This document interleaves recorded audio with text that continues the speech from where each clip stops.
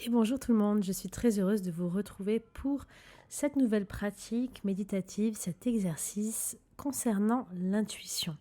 C'est un exercice très puissant qui nous invite à nous reconnecter à notre meilleure boussole, à des choses très simples et très concrètes pour savoir quelles sont les meilleures décisions à prendre, alias le corps. Alors c'est un exercice que j'ai développé il n'y a pas longtemps, que j'apprends moi-même parce que je suis très intuitive et moi je suis très visuelle et auditive, donc normalement j'ai beaucoup de flash d'images et de voix intérieure.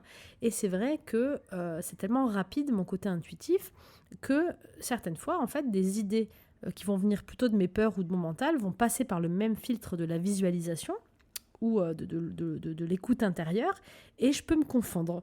Je peux penser que c'est une intuition, alors que non, c'est juste une de mes croyances ou de mes peurs qui débarquent, de la même façon que mon intuition. Et comme je suis sur le haut des chakras, sur le haut du corps, en réception, je ne fais pas trop la différence. Donc, récemment, j'ai réappris à utiliser mon corps pour avoir une autre boussole beaucoup plus concrète, beaucoup plus kinesthésique. Et on en a parlé lors du dernier atelier sur le Zoom mensuel privé du mois que l'on fait ensemble avec tous ceux qui ont participé au programme 30 jours. D'ailleurs, si vous ne me suivez pas encore, je vous invite vraiment à rejoindre le groupe Telegram Changer de vie pour changer le monde, parce que sur ce groupe, on échange de manière beaucoup plus privée et intime au quotidien. Donc, c'est plus sympa pour pouvoir partager. Donc, l'exercice consiste en quoi? Ça va être très facile. Au quotidien, on est souvent pris devant des choix ou des décisions même les plus basiques où on va peut-être foncer tête baissée ou dire oui ou non ou se forcer à faire des choses dont on n'a pas envie ou à se lancer dans des projets qui finalement ne sont pas tout à fait soit bons pour nous, soit pas sous la meilleure forme. Et c'est très important dans ces moments-là d'écouter son intuition.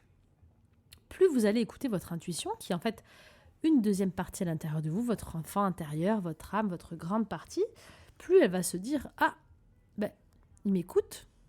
Ah, il fait ce que je lui dis. Ah, ben, je vais continuer à parler alors. » Parce que plus vous allez lui donner la parole, plus il va reprendre de place. Et en intégrant ce nouveau mode de fonctionnement, vous allez pouvoir simplement développer de plus en plus votre intuition et ça deviendra de manière naturelle que votre autre partie prendra la parole et même prendra le lead, le contrôle de votre vie. Là, j'ai sur le réveil devant moi 0, 1, 1, 1. Nouveau départ, nouvelle façon de fonctionner. Alors moi, personnellement, j'ai fait le test cette semaine avec une décision hyper importante. Je me suis dit non, je vais pas dire non quand même et tout ça. C'est par rapport au spectacle qu'on organise avec un rendez-vous avec notre productrice qui est géniale. Petit coucou à toi Julie si tu nous écoutes. Et on parlait de l'association, etc. Et il y avait un truc dans mon corps que je sentais pas et j'ai fait cet exercice de sondage avec le corps. Et immédiatement, j'ai eu un ressenti. J'ai dit, bon, allez, on va suivre ce ressenti. Et en fait, ça a ouvert des portes. Le fait d'avoir fait ce choix, ça a ouvert des portes le lendemain suivant avec une montagne de synchronicité inimaginable, comme si la vie allait de manière beaucoup plus rapide. Donc je suis persuadée que quand on écoute son intuition, et quand on fait des choix encore plus en conscience, parce que des fois c'est le bon chemin qu'on prend, mais le véhicule qu'on choisit ou la route qu'on prend, c'est pas l'idéal. Mais quand on prend le bon véhicule et la bonne route, je suis persuadée que les choses vont encore plus vite et que tout devient encore plus magique. Voilà pourquoi je vous partage cet exercice. Donc moi, ça a marché de manière extraordinaire là cette semaine, donc je vous le partage. Concrètement, on va écouter son corps. Mais écouter son corps, c'est pas facile. C'est pas facile de dire non mais attends, c'est quand? Ça veut dire quoi? Qu'est-ce qu'il fait mon corps quand il me dit oui ou quand il me dit non? Alors c'est pour ça que je vous propose cet exercice, pas de panique. On va simplement venir sonder. Donc pour venir sonder le langage du corps que l'on a avec notre corps, on va déjà se connecter à un moment de vie, le moment de vie le plus merveilleux que l'on ait vécu. Un moment de vie magnifique qui nous a mis en joie, qui nous a amené les plus belles des émotions. Je vous propose de faire l'exercice avec moi maintenant. On va prendre ce petit temps ensemble. Et là, je vais m'asseoir avec vous. Et alors, vous allez simplement vous installer confortablement, respirer profondément. Relâcher un petit peu toutes les tensions. On va respirer 3 fois. Alors moi, j'aime bien aussi faire tourner ma tête pour libérer un petit peu ma nuque. Pour avoir cette sensation que je déconnecte ma tête de mon corps. Je détends le tout. On respire encore une fois. Et on sent toutes les tensions qui descendent. Et on peut même secouer les mains. Moi, j'aime bien faire ça. avec la sensation que je fais tout partir par les mains et que ça rejoint la terre. Toutes les énergies, les pensées, les doutes, etc. Et maintenant que je suis bien installée, je vais penser à ce moment magique de ma vie. Alors là, immédiatement, moi, je revois la naissance de ma fille quand on la pose sur ma poitrine. Je vous laisse choisir la scène de vie qui vous a rempli de joie, une scène de vie merveilleuse, même si c'était il y a longtemps ou il n'y a pas longtemps, peu importe. Et plongez-vous dedans, allez l'explorer. Essayez de vous remettre dans cette scène, de visualiser les couleurs, les formes, les personnes qui étaient là, d'entendre les sons et instantanément de voir quelle sensation vient dans votre corps. Quand vous êtes plongé dans cette scène, quelle sensation vient dans votre corps?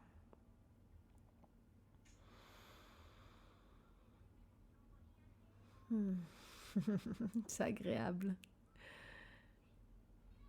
Essayez vraiment de scanner votre corps. Moi, je ressens comme une puissance dans la poitrine et en fait, ça vient moi dans mon visage. Je ressens des picotements et une chaleur qui monte dans le visage et qui vient jusqu'à mes yeux avec des larmes qui ont envie de sortir. Ça, c'est mes phases d'émotion. Quand j'ai une idée ou une pensée qui me vibre vraiment, j'ai la chair de poule et ça me fait ça, cette montée comme si mon visage chauffe. Et ça va sortir par les yeux. Alors vous regardez les petits symptômes, même s'il n'y en a qu'un ou deux, que vous ressentez pour ce moment positif. Et vous allez les noter, vous les enregistrez intérieurement. Si vous avez peur d'oublier, notez-les sur un petit papier.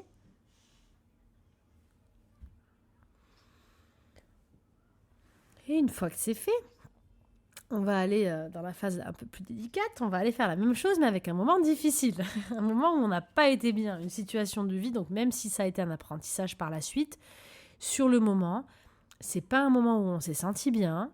Et c'est un moment de vie qu'on aurait préféré éviter. On aurait préféré avoir l'apprentissage d'une autre façon. On aurait pu ne pas passer par ce moment-là. Replongez-vous dans cette scène pas trop longtemps. Le but, c'est pas d'y aller longtemps, mais en tout cas, c'est de la visualiser, de vraiment d'y être présente pour ressentir les effets que vous avez dans votre corps.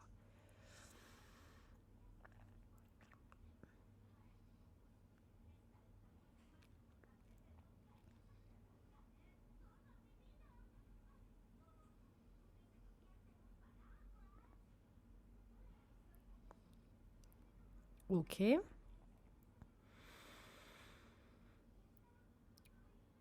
Observez bien votre corps. Alors, il y a une petite indication que je voudrais vous partager maintenant, qu'on a partagé hier dans le groupe. Ça le faisait à beaucoup de monde, donc je vais quand même vous le dire. Ça peut être similaire au tout début, la façon dont l'émotion monte. Moi, je viens de le ressentir à l'instant. C'est-à-dire que si vous ressentez vos émotions au niveau du cœur, beaucoup au niveau du plexus, on imagine qu'il y a une boîte à émotions qui s'ouvre. Et en fait, on imagine un petit feu qui va sortir. C'est l'émotion. Et on va imaginer que ce feu, quand elle sort, au début, c'est un feu. Donc, l'émotion n'est pas dirigée bien, mal, mauvais ou autre, en fait.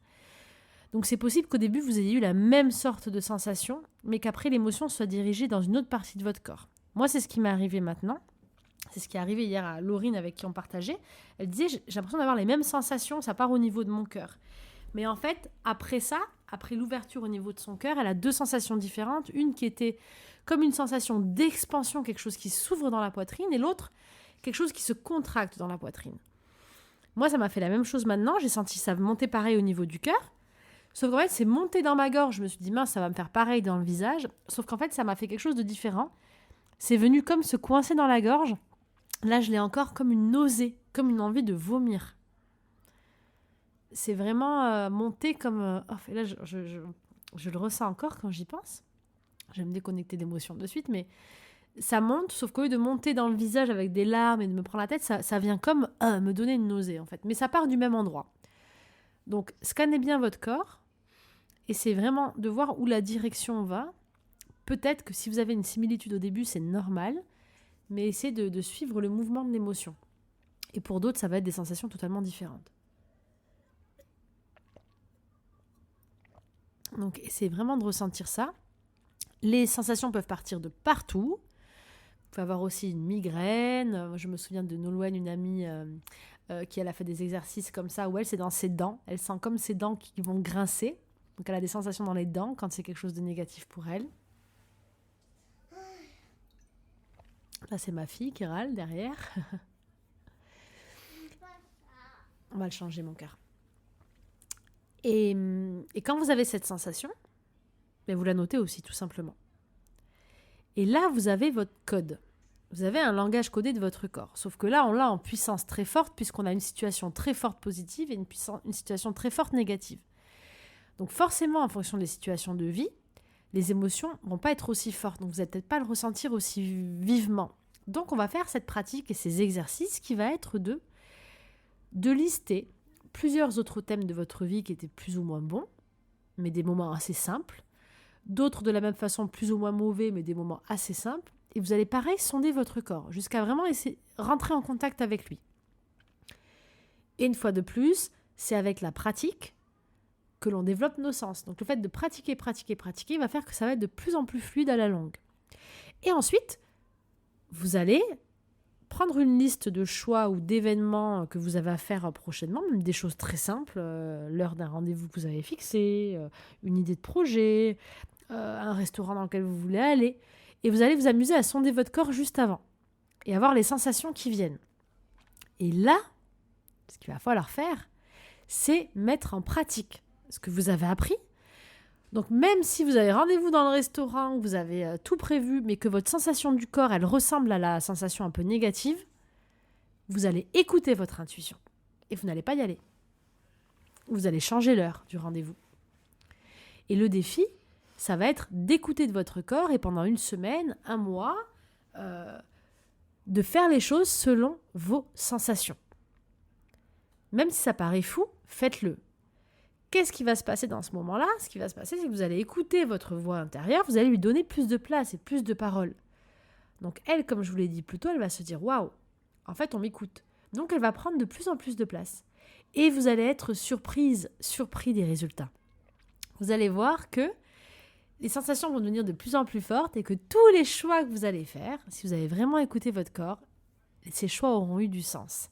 Et je suis certaine que ça va vous amener à d'autres opportunités et plein de cadeaux de la vie. Alors vraiment, essayez cette pratique. Vous allez voir, elle est géniale et elle vous permet vraiment, vraiment, vraiment d'écouter votre corps et de prendre les meilleures décisions pour vous sans vous stresser ou sans vous demander mais est-ce que c'est une intuition ? Est-ce que c'est le mental ? Je le sais parce que moi je le vis, comme je vous ai dit, je suis très visuelle et très auditive. Et dans la vitesse des intuitions et des pensées, on peut vite se confondre. On peut vite confondre une pensée mentale, une pensée de peur et une intuition. Parce que notre âme, en fait, toutes nos parties utilisent les mêmes façons de communiquer. Elle utilise nos canaux sensoriels avec des images. Donc si on n'a pas notre propre langage codé, notre propre dictionnaire à nous, que l'on a établi en amont comme on vient de le faire, c'est difficile de savoir ce qui est bon ou pas. Donc plus vous allez chercher vos réponses à l'intérieur et plus vous allez vous écouter, plus vous allez prendre les meilleures décisions pour vous, j'en suis convaincue. Ça me fait penser à l'interprétation des rêves, où pour moi, on a chacun notre interprétation, on a chacun notre langage codé. C'est d'ailleurs un des chapitres de mon livre « Les 7 clés de connexion à l'âme » que je vous recommande, qui va s'inscrire en dessous de la vidéo. Et dans ce chapitre, on apprend vraiment, avec un tableau très simple, à analyser ses rêves, sans regarder des significations générales qui ne peuvent pas avoir le même sens pour tout le monde, mais vraiment en utilisant notre propre langage codé. C'est une très bonne façon, ce langage des rêves aussi, de l'utiliser pour l'intuition au quotidien, pour apprendre à mieux se connaître et à parler à notre deuxième partie intérieure, cette partie inconsciente qui a toute sa place, qui vit avec nous au quotidien. Et je crois que c'est une très belle collaboration et une très belle forme d'unité que de se reconnecter avec nous-mêmes. J'espère que cet exercice vous aura parlé. N'hésitez pas à me dire en commentaire si vous le pratiquez déjà, ce que vous avez ressenti, à partager vos témoignages tout au long de la semaine. Et en attendant, pour vous reconnecter un peu plus à vous, pour voyager et explorer encore plus les tréfonds de votre être, je vous invite à télécharger l'un de mes programmes, l'une de mes séries audio, comme par exemple La Rose de Jéricho, la dernière série qui est sortie récemment, où je vous propose durant 7 jours un voyage magique pour reconnecter avec votre partie divine. Vous avez le teaser et l'introduction sur mon site stéphaniedordain.com et vous avez même la première séance, le premier épisode que je vous partage aussi juste maintenant, qui va s'afficher à l'écran, qui est disponible gratuitement sur YouTube. Je vous souhaite un très beau voyage vers vous-même, une merveilleuse journée, de trouver toutes vos réponses à l'intérieur et tout le bonheur du monde. À très vite.